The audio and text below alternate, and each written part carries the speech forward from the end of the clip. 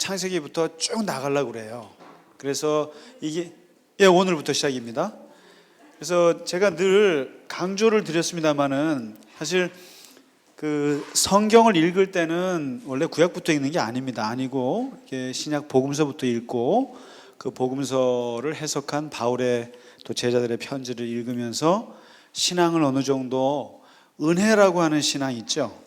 그러니까 은혜 그리고 이 믿음 그리고 이 예수 그리스도에 대한 그것이 잡힌 다음에 이 예수 그리스도에 대한 믿음이 어떻게 형성됐는가를 보기 위해서는 구약을 보아야 되는 겁니다. 그래서 이제 구약은 사실 세 번째 자료라고 보시면 되죠. 첫째는 복음서고 first primary source죠. 그러니까 그 다음에 secondary source가 바울, 베드로, 야고보, 요한의 편지들 이런 것들이죠. 그래서 신약에 그 다음에 이제 third source가 이제 그야말로 구약입니다. 왜냐하면 구약을 이해하지 못하면 또 신약도 이해할 수 없고 예수님은 사실 유대인이셨고 또 바울도 유대인이셨고 그렇기 때문에 이 구약을 어떤 베이스로서 봐야 되는데 문제는 구약을 먼저 봤을 때는 이제 무슨 착각이 일어나냐면 사실 신약은 구약을 극복한 거거든요. 새롭게 극복한 거고 율법의 세계에서 어떤 은혜의 세계를 사도 바울이 넘겨줬는데 구약과 신약을 똑같이 생각을 해버리면 이제 뭐 성경 말씀에 그러면 다 구약에 나와 있으니까 그것을 제시하는데 그게 완전히 율법 세계에서의 얘기만 하게 돼요. 그래서 기독교 신앙이 주는 자유함을 누리지는 못하고 또 유대교로 돌아갈 수 있는 그런 게 있어요. 그래서요 사실 목사들 중에도 보면 이 어떤 성서 해석을 하는 걸 보면 신구약을 구분할 줄 모르는 사람들이 있어요. 많죠. 성경에 나와 있는데 무슨 소리냐. 근데 성경에 보면 다 그럼 지금 우리도 할례를 받아요? 다? 우리도 십계명에 있는 그 음식들 그걸 다 지켜요? 그럴 수는 없는 거거든요. 그러니까 그게 십자가에서 새로 해석이 됐는데 그걸 모르고 이제 그런 건데 아무튼 오늘부터는 이제 그런 면에서 이제 구약을 같이 공부하고요. 오늘 특별히 한 창세기는 어떻게 진행될지 모르겠으나는 대략 그렇습니다. 이 창세기라고 하는 것은 그러니까 우리가 모든 성경 통독을 시작했다 작심삼일로 끝납니다만은 그래도 성공하는 거는 창세기예요.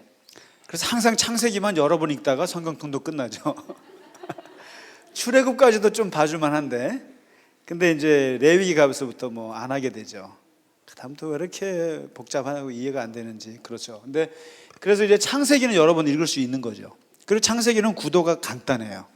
그리고 이 창세기는 이스라엘 사람들의 세계관을 정확히 드러낸 책이에요. 그래서 창세기는 인간의 탄생, 우주의 탄생, 그 다음에 인간의 본성, 또 사회의 속성, 이런 것들이 아주 가감없이 잘 표현됐는데 이게 창세기가 말이죠. 창세 때 쓰여진 게 아니고 또 모세가 무슨 출애굽할 때 썼다. 이게 모세가 쓴 걸 모세오경으로 묶었으니까 그렇게 생각할 수도 있는데 실제로는 이 구약 성경이 막 쓰여질 때가 언제였냐면요. 바벨론 포로 70년 때 그때 많이 쓰여지기 시작했어요. 그때 이제 유대교라는 게 그때 만들어지고 그 다음에 그러니까 자기들이 이제 식민지에 끌려가서 포로가 돼서 남의 나라에 70년을 살면서 나라의 뿌리가 없어지고 2세, 3세가 생기면서 그 신앙의 뿌리가 없어질 때 생긴 게 바로 책이에요. 역사책. 그래서 유대교를 뭐라 그러냐면은 경전의 종교라 그럽니다. 경전의 종교. 그리고 역사의 종교예요. 그래서 유대인들처럼 역사에 집착하는 나라가 없어요. 왜냐하면 나라를 하도 많이 돌아다니다 보니까 나라 없이 그러다 보니까 뿌리에 대한 집착이 있는 거죠. 그게 결국 이 역사 서술로 나타나게 되고 그때 많이 쓰기 시작한 게 이제 이 성경책들이 그때 나오거든요. 막 쓰거든요. 그때 이제 창세기도 나오고 이제 그러는데 이런 이 창세기의 내용을 보면 유대인들이 인간과 하나님을 어떻게 생각하는지를 잘 보여주는 책입니다. 이게 어떤 면에서. 그래서 이제 창세기를 보실 때는 딱 두 파트로 나눠야 돼요.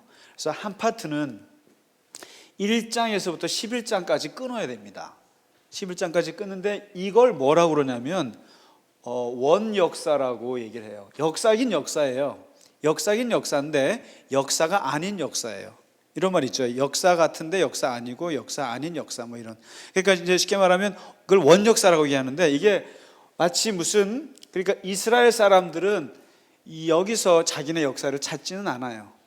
그러니까 역사의 원형 같은 거예요. 여기에 누가 나오냐면은 아담이 나오고 그다음에 하와가 나오고 그다음에 이제 가인과 아벨이 나오고 그리고 아담의 족보가 쭉 나오다가 어디까지 나면 노아까지를 말해요.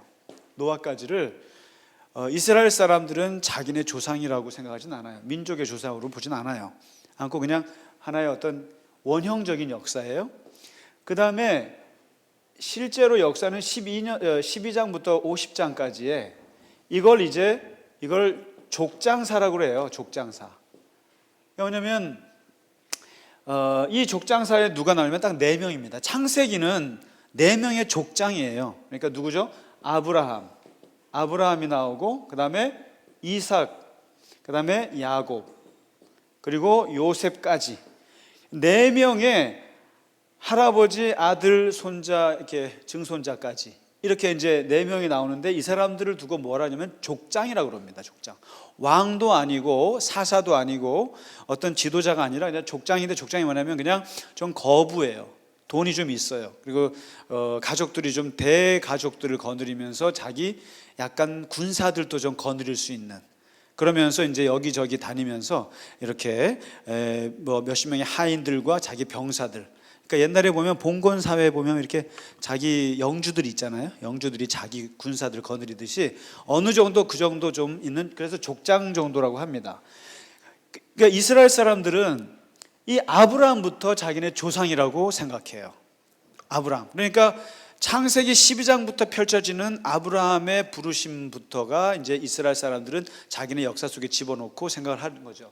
근데 이제 이 1장부터 11장 원역사라고 하는 부분은 어떤 그냥 일반적인 역사로 보기에는 약간 신화적인 부분이 많이 있다고도 하죠. 그래가지고 가장 말도 많고 탈도 많은 게 이 원역사 부분이에요.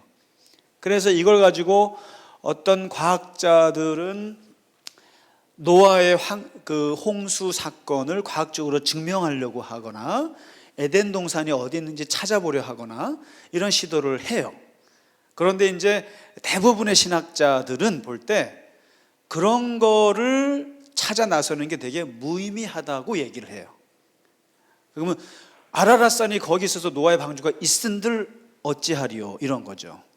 그게 당신의 신앙에 뭐가 그렇게 중요하고 이게 왜 그러냐면 그 과학의 시대를 맞이하면서요 할 수 없이 우리가 성경에 있는 걸 과학적으로 증명하려고 했던 한 시도였습니다. 그래가지고 이 원역사를 갖고 많은 그 다음에 뭐 하나님이 창조할 때 그 창조가 빅뱅이냐 뭐냐 이렇게 막 말도 많이 했는데 아무튼 이 성경의 역사는 이게 과학적으로 맞냐 틀리냐 문제가 아니라 이 이야기 속에서 이스라엘 사람들이 하나님 앞에서 자기들의 인간이라는 게 어떤 존재인지를 인식하고 싶었던 거예요. 그래서 이스라엘 사람들이 인간관을 잘 보여줄 수 있는데 자 이제부터 시작하겠습니다. 창세기 1장입니다. 오늘 자 이제 원역사 부분에서 이제 1장부터 오늘 한 3장까지 나갈 수 있을지 모르겠는데요. 1장이 창조 이야기입니다. 창조. 그러니까 우주 창조, 그다음에 인간 창조입니다. 우주 안에 이제 지구도 들어가겠죠. 인간 창조. 그러니까 이스라엘 사람들은 이 기독교 신앙은 뭐냐면 첫 번째 메시지가 그거예요. 하나님이 인간을 창조했다. 이게 이제 인간의 신앙 고백인데 첫 번째 신앙 고백인데 그 창조 이야기가 있어요. 근데 창조 이야기에서 보면은 딱 6일 동안에 펼쳐지는 일인데 이게 참 재밌어요. 처음에 첫날 빛을 만들었잖아요. 빛을 창조하셨어요. 그리고 두 번째 날에는 하늘을 창조하셨어요. 하늘. 그 다음에 세 번째 날에는 그 땅과 바다, 땅과 바다, 그리고 이제 이렇게, 예, 그렇죠. 하고 그다음에 네 번째 날 보면 그 들의 풀과 채소 이런 것들을, 그다음에 다섯 번째, 아니지, 풀과 채소가 여기 들어간다, 맞아. 풀과 채소가 세 번째 날, 네 번째 날에는 이게 바로 낮과 밤을 만드시고, 그 다음에 생물을 만드시고, 그리고 여섯 번째 날에 이제 가축을 포함해서 인간도 만들었어요. 이때 이렇게 나온단 말이죠. 그럼 이제 이 그 창세기가, 이 사람들이 이 창세기를 서술할 때 보면은 이게 구도가 있어요. 뭐냐면 1, 2, 3일은 1, 2, 3일이라는 것이 기본적으로 인프라예요. 기본적인 베이스를 깔아요. 빛 큰 거 만들죠. 그 다음에 하늘, 그러니까 빛이면 어둠이 있잖아요. 하늘과 땅, 그 하늘을 두 개로 그 다음에 땅에서 바다와 이렇게 큰 베이스를 쳐요. 그 다음에 4, 5, 6일이 뭐냐면은 이 인프라 속에서 살아야 될 존재들을 집어넣어요. 빛을 만들었으면 낮과 밤을, 작은 빛과 작은 어둠을 만들고, 그 다음에 하늘과 땅이 있으면 거기서 살아가야 될 생물들, 그 다음에 가축들, 이런 것들이 들어가요. 그 다음에 여기에 인간이 들어가요. 이런 순서대로. 그러니까 이런 거죠. 마치 인프라가 있으면 인프라 위에 소프트웨어가 있듯이. 그러니까 여기 1, 2, 3일에는 이러한 토대를 만들고 하늘과 땅과 바다 이런 것들을 만들면 4, 5, 6일에는 거기에 들어가야 될 존재들을 집어넣었죠. 그리고 맨 마지막에 인간.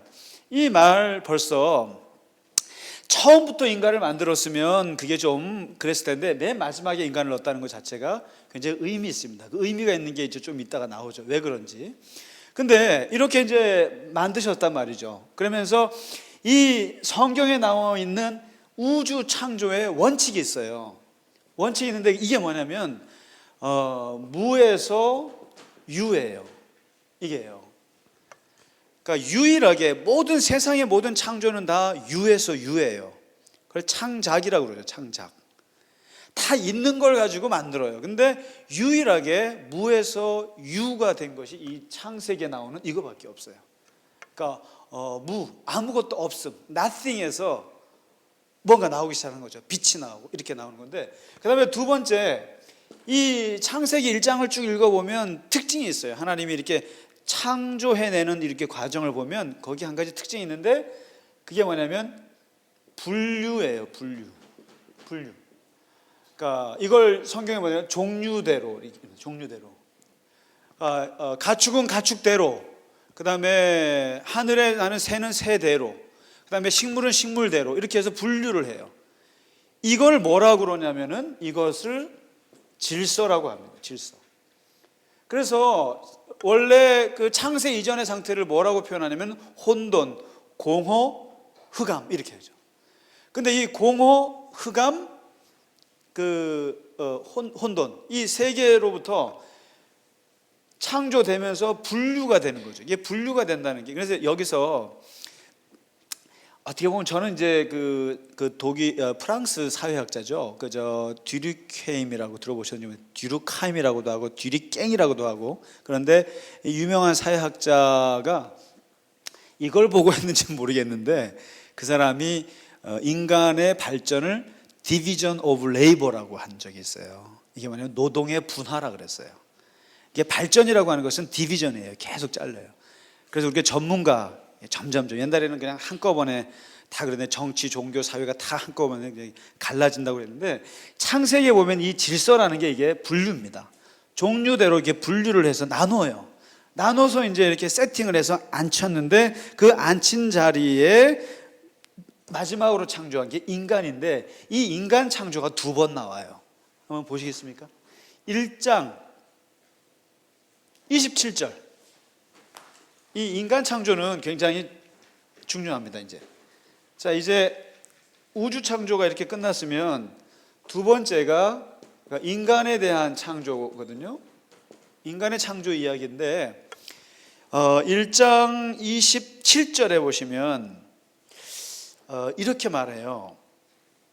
인간을 만들 때 원칙이 있어요. 그 원칙이 뭐죠? 하나님의 형상, 이렇게 형상. 이거를 뭐라 하면 이마고 데이라고 합니다. 이마고. 그러니까 뭐 이마고 데이라고 하는데 쓰지 않겠습니다. 그러니까 하나님의 형상대로 인간을 만들었다. 그러니까 인간을 얘기할 때 하나님의 형상이란 말을 썼어요. 이미지가 인간 속에 들어가 있다 이거죠. 하나님의 이미지가. 근데 이미지 이게 무슨 뜻이냐면은 옛날에 왕이 다른 나라로 갈 때 그 왕의 형상을 말에다 태워서 가요. 거기 왕은 없어요. 근데 그 왕의 형상을 보면 그게 왕인 거예요. 그리고 그 왕의 권력이 그 안에 있어요.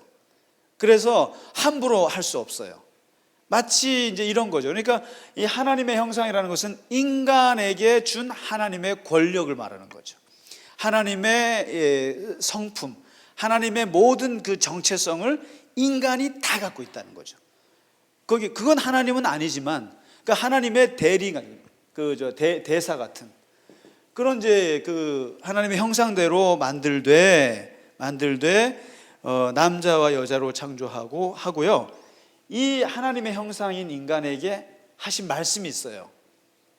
뭐냐면 첫 번째, 복을 주세요.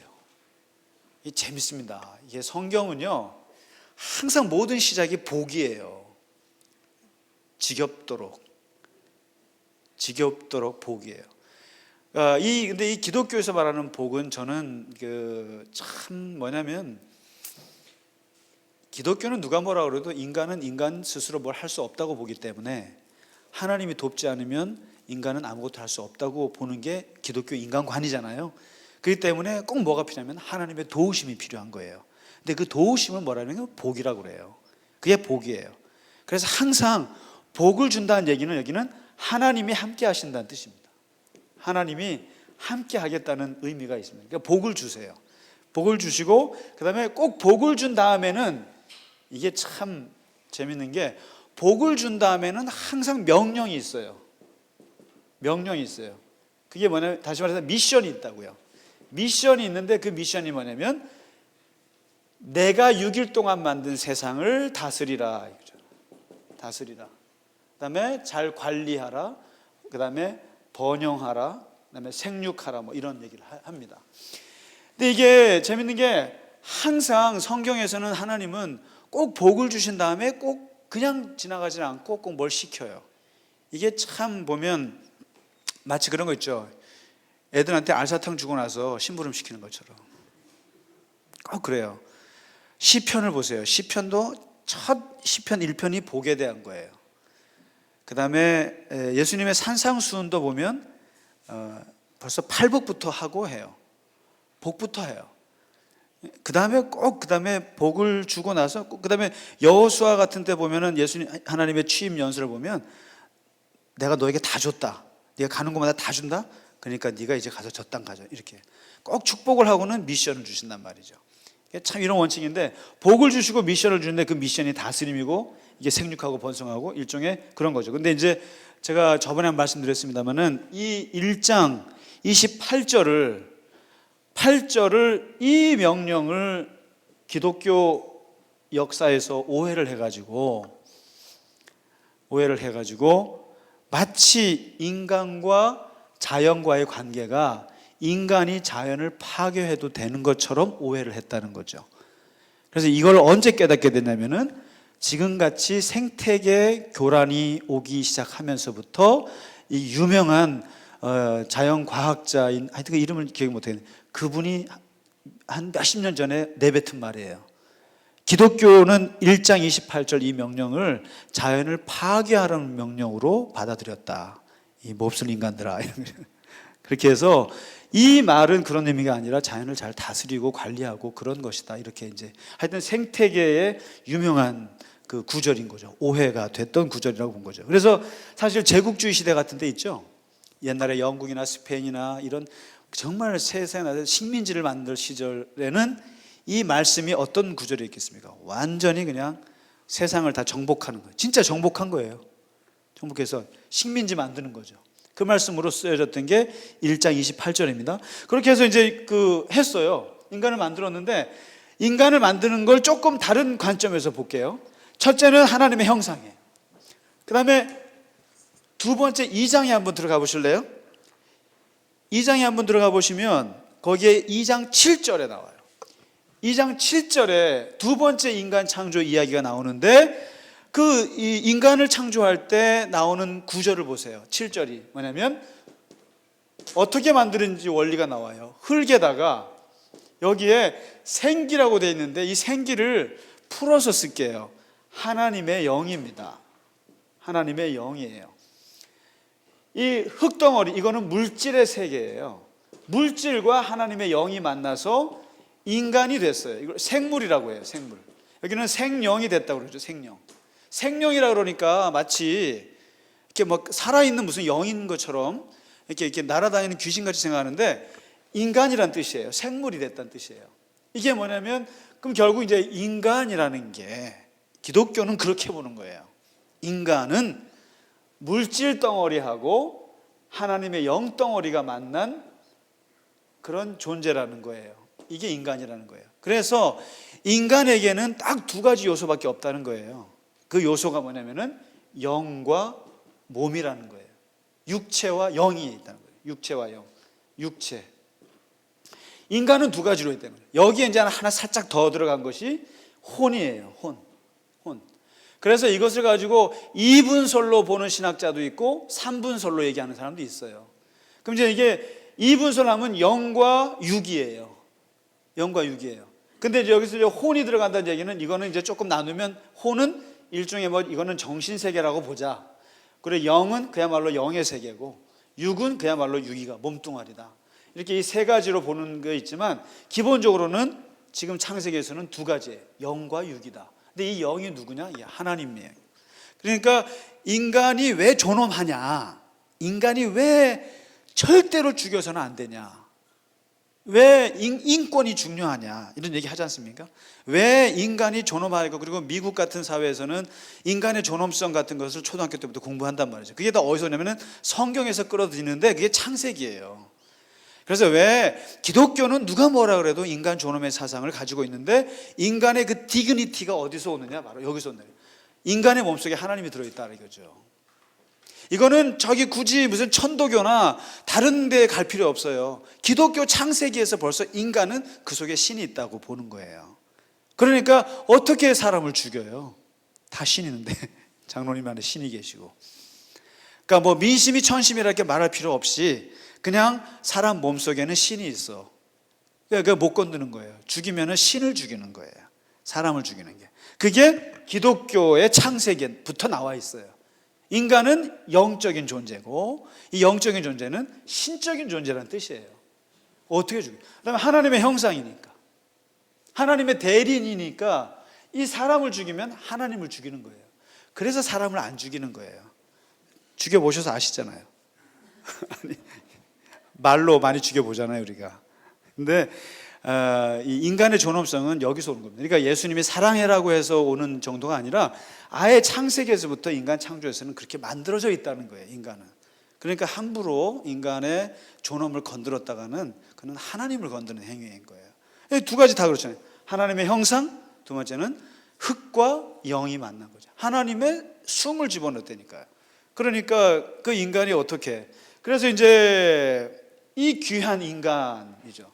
너무너무 귀한 인간인 거예요. 거의 하나님의 혼이 들어가 있는 존재가 인간인데 이제 세 번째 창조예요. 세 번째 창조가 뭐냐면 이 인간이 살아가야 할 토대, 인간이 정말 하나님의 영이 들어가 있는 인간이 살 토대로서 세 번째 창조가 에덴 창조잖아요. 에덴 동산에 대한 창조. 이 에덴을 보시면 에덴 동산에 뭐 이제 쭉 설명이 있잖아요. 2장에 쭉 있는데 그 에덴 동산에 보면 하나님이 일단은 먹을 것들을 많이 갖춰놨어요. 나무들을 갖춰놓고, 그런데 뭐 선악을 알게 하는 나무도 있어요. 그러면서 이거를 잘 관리하라고 경작하고 지키라고 그랬어요.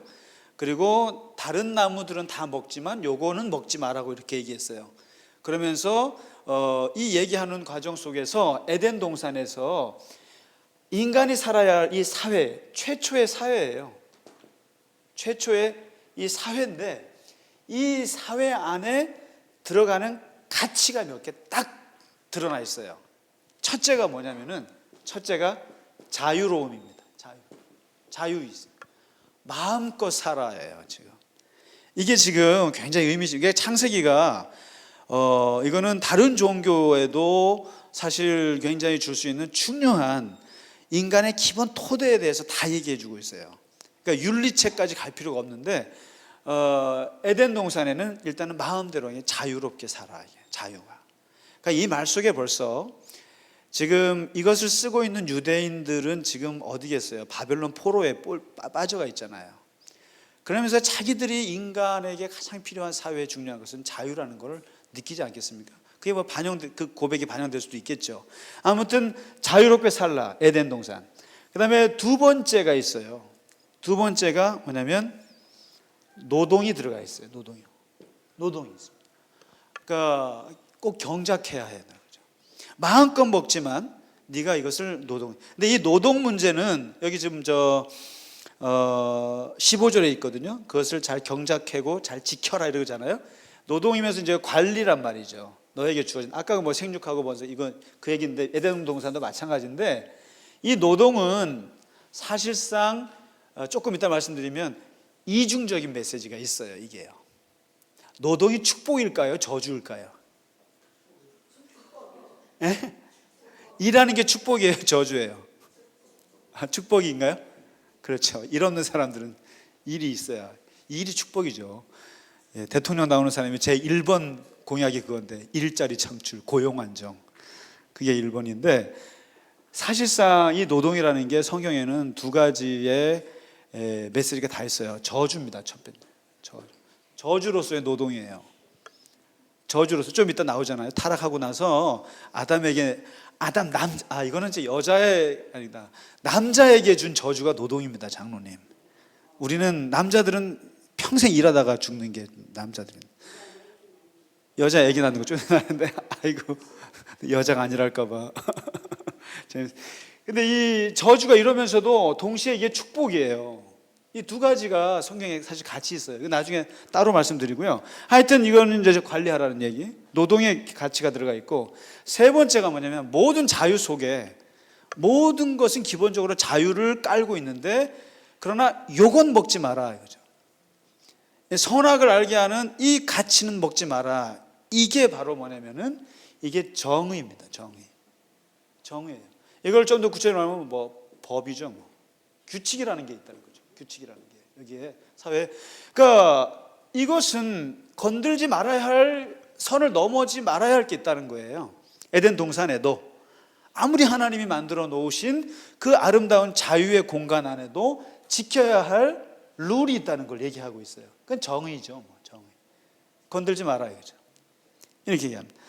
그래서 이런 그다음에 모든 그다음에 여기에는 생명의 가치가 있죠. 모든 건 다 살아 움직이는 거니까. 이렇게. 그러니까 지금 보세요. 에덴 동산의 자유, 정의, 생명 이 정도면 최고의 사회죠. 거기에 노동까지 들어가요. 그러니까 이제 이 에덴 동산이 왜 완벽한 사회냐 이렇게 했을 때는 이 자유의 가치, 노동의 가치, 정의의 가치, 생명의 가치. 그 다음에 한 가지 더 있어요. 뭐냐면 이게 평화라는 거예요. 이 평화라는 건 다른 게 아니라 추상적인 말이 아니라 모든 게 다 조화스럽다는 뜻입니다. 조화스러운 거예요. 그러니까 나무는 나무대로 나무랑 새가 싸울 일이 없고, 그 다음에 가축이랑 인간이랑 싸울 일이 없고, 관계가 다 조화스러운 거죠. 이걸 평화한 거죠. 그러면 이 자유와 정의와 생명과 평화하면 어디서 많이 들어보던 가치 아닙니까? 헌법이나 이런 데서 들어본 거죠. 윤리책에서 들어본 거죠. 근데 이것이 이런 기본 가치들이 어디서 나왔습니까? 그랬을 때 성경에서 나왔다는 거예요. 성경에서 끄집어낼 수 있다는 거죠. 굳이 윤리책을 보지 않아도 성경이 자체가 이런 걸 얘기하기 때문에 기독교인들이 만일에 자유를 우습게 알고 기독교인이 정의를 우습게 알고 사람의 생명을 우습게 알거나 평화를 이렇게 가볍게 생각하는 기독교인은 사실상 그 안에 기독교적인 가치가 제대로 안 박힌 사람이라고 볼 수 있어요. 기독교인이 만일에 사람을 죽인다, 그거는 있을 수 없는 일이죠. 그거는 과실치사가 아닌 이상. 왜냐하면 신을 죽이는 거예요. 하나님을 죽이는 행위인데, 그러니까 우리가 사람의 생명을 일으키는, 그러니까 이런 가치들이 다 창세기에 나온다 이거죠. 이게 이제 최초의 사회입니다. 그 다음에 이제 넘어가죠. 그 다음에 네 번째 창조가, 네 번째 창조가 뭐냐면, 이제 사회가 있으면 네 번째가 최초의 가정에 대한 창조입니다. 가정. 최초의 가정이에요.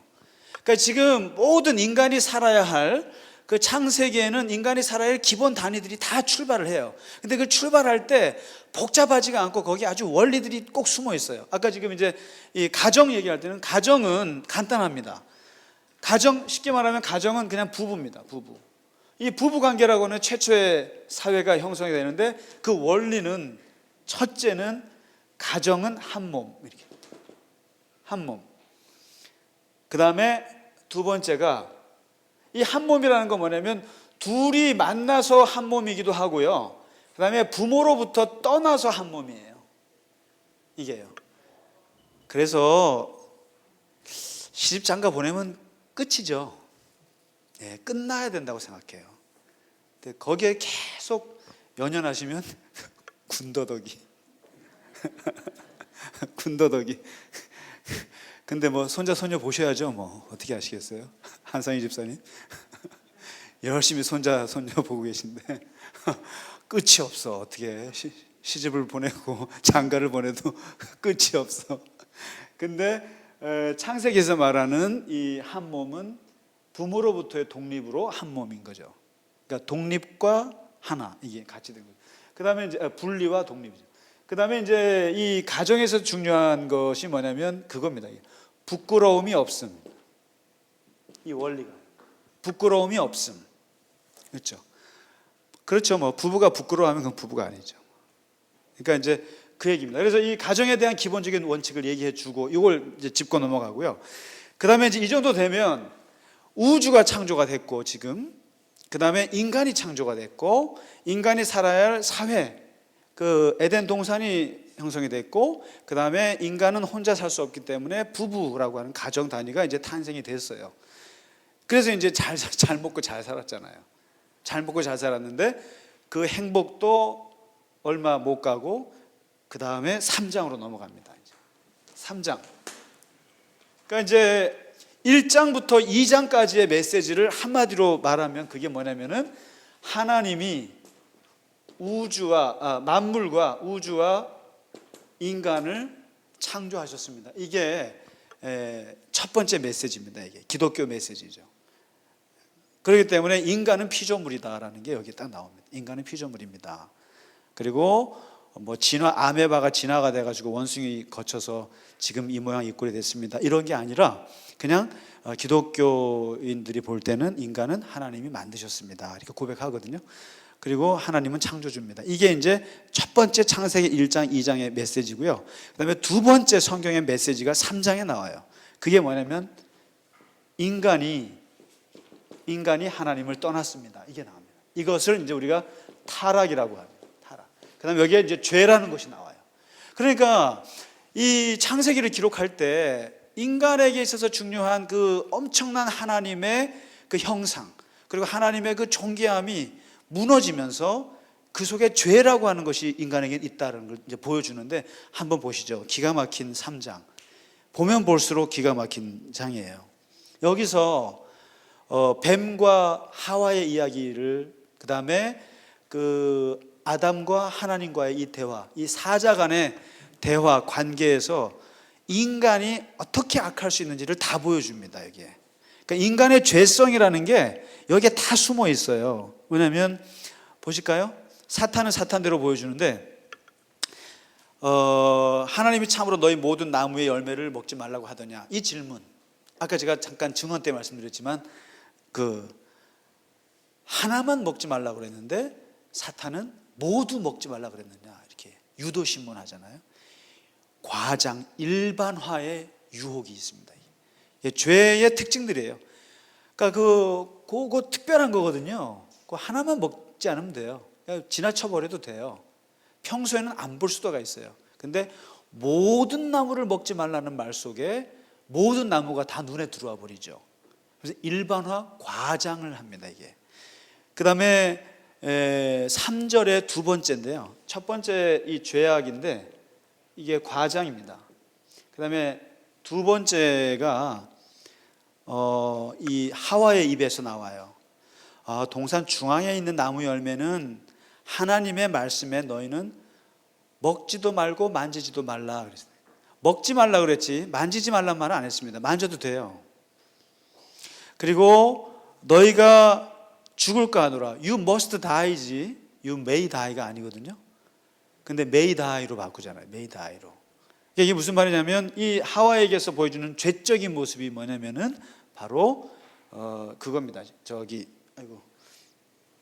그 과장이면서도 일종의 뭐라 그럴까요? 좀 그 축소죠, 축소시키고 왜곡하는 부분이죠. 뭐.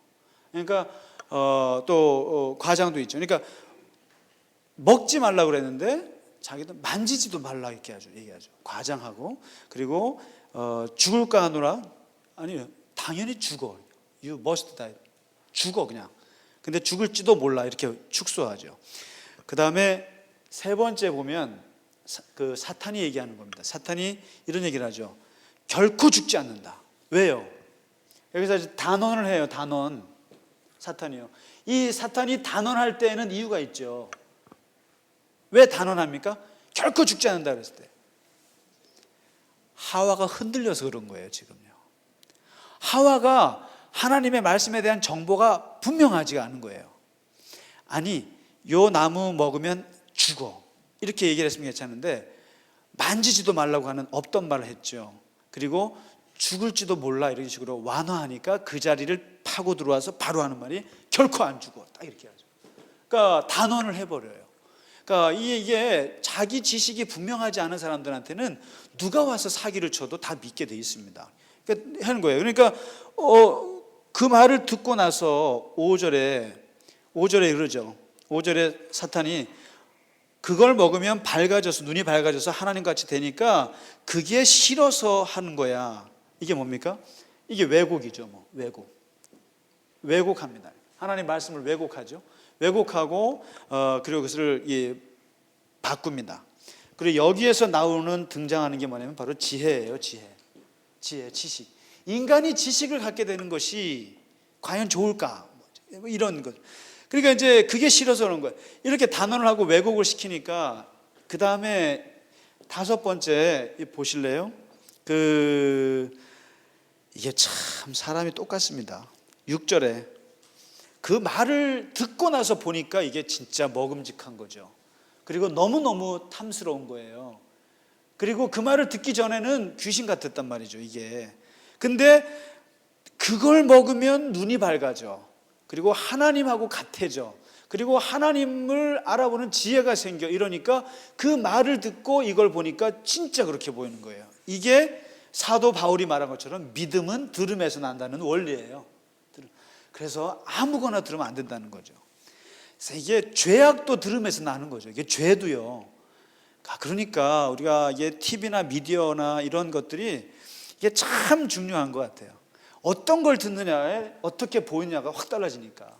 맨날 조직폭력배들 싸우는 것만 보면 뭐가 보이겠어요? 다 세상이 다 깡패들로 보이는 거고. 그러니까 이제 이게 그 믿음은 들음에서 난다. 이 얘기가 지금 나오는 거죠. 그러니까 완전히 바뀌었어요. 시각이 바뀌었습니다. 바뀌는 것이고. 그렇게 해서 이제 완전히 넘어가는데 이 이야기 속에서 이제 인간이 죄를 짓게 되는 과정들이 이렇게 나오는 거죠. 결국에는 그 하나님의 말씀을 놓고 흔드는 거잖아요, 지금. 선악과를 놓고 흔든 거거든요. 거기에 이 지혜라고 하는 게, 지식이라고 하는 게 분명치 않으니까 이런 일들이 벌어진 거예요. 완전히 다르게 보인 거예요. 그 다음에 이제 죄가 시작되는 것은 10절부터입니다. 저기죠. 6절. 따 먹었어요. 믿음은 항상 행동을 낳게 돼 있으니까 행동을 낳으니까 이제 따 먹죠. 따 먹고 나서 그 다음에 한번 보실까요? 그 다음에 보여주는 게 이제 죄를 짓고 난 이후에 인간들이 어떻게 행동하는지 이제 보여주는데 그 죄를 짓고 나서 딱 나타나는 게 첫 번째가 이거죠. 부끄러움. 부끄러워. 하나님을 도망가는 거죠. 그리고 두 번째 뭐죠? 피하잖아요. 피합니다. 그 다음에 세 번째 뭐예요? 피한 이유가 나오죠. 두려움입니다. 두려움. 이게 이제 죄를 짓고 난 사람들의 이제 특징이죠. 그 다음에 마지막 네 번째가 제일 재밌어요. 네 번째가 재밌는데, 너 왜 따먹었니? 그러니까 이제부터 말하는 거죠. 뭐죠? 그 유명한 아담의 기가 막힌 책임 전가.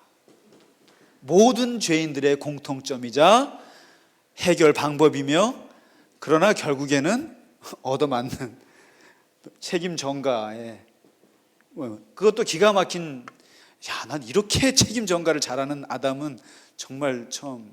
뭐예요? 당신이 나에게 주어서 한 그 아내가 나한테 줘서.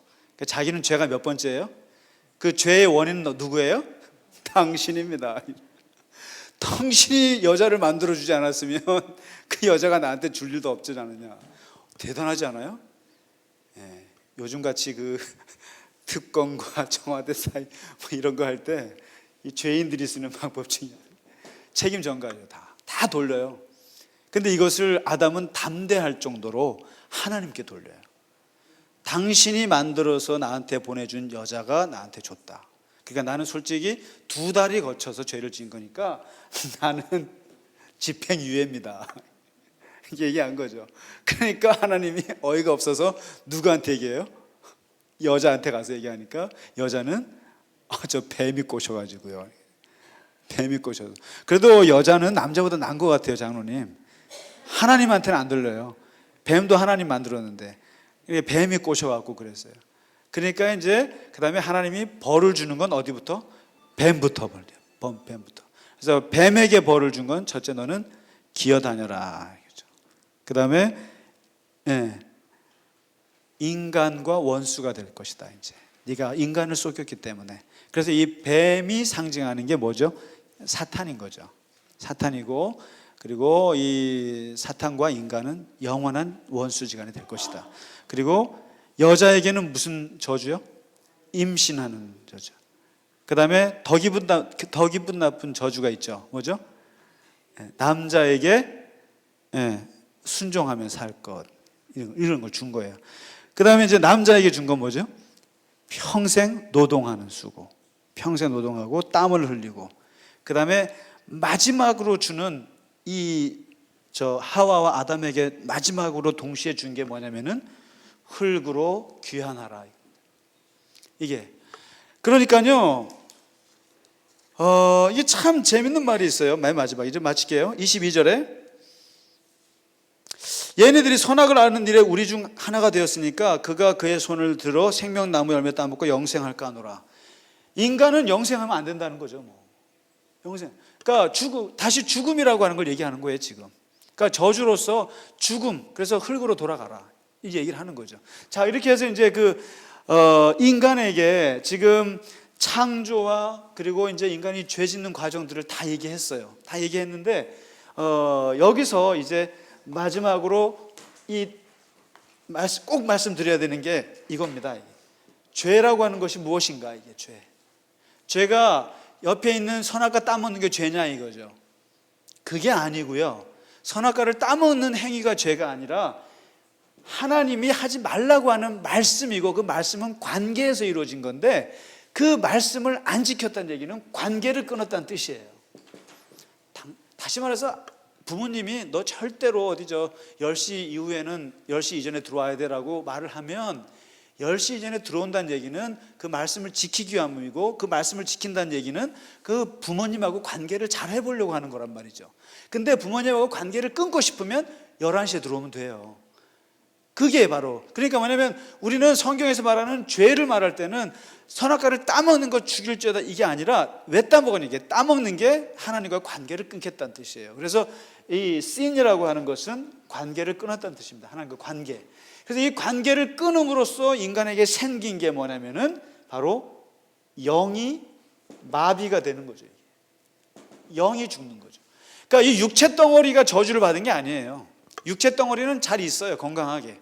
근데 육체 안에 이 흙덩어리에 하나님의 영을 집어넣는데 하나님의 영이 망가진 거죠. 그래서 이 영적 기형아가 된 거죠. 이걸 뭐라고 그러냐면 이걸 타락이라고 합니다. 타락. 인간의 영혼 속에 더 이상 하나님이 없는 거예요. 하나님을 담아놓지 않는 거예요. 이걸 그때부터. 그래서 사도 바울이 이것을 하나님을 마음에 두기를 싫어한다고 했죠. 로마서에. 이게 바로 타락의 상태다. 자, 여기까지 왔습니다. 그래서 이 타락의 역사가 어떻게 진행되는지 다음 주부터 좀 나가도록 하겠습니다. 오늘 겨우 3장까지 마쳤습니다. 수고 많으셨습니다. 네. 네, 우리 질문 하나만 받고 마치겠습니다. 예. 예, 예.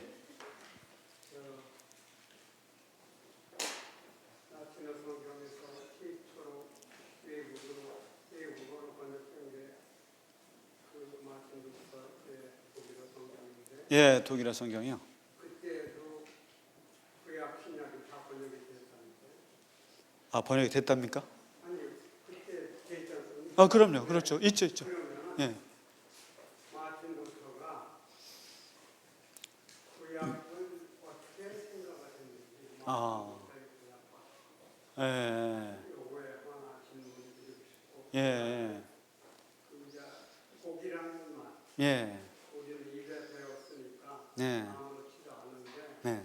사실 히브리어에서 이렇게 보면은 예. 조금 그 개념상으로 봐서 조금 다른 데가 있어요. 네. 중국 음. 사람들이 이제 복이라는 한자어로 해서 우리도 따라왔는데, 예, 예. 그래서 그 복이라는 거에 대한 번역에 예. 논쟁 같은 것이 혹시 있었는지 그거 한번.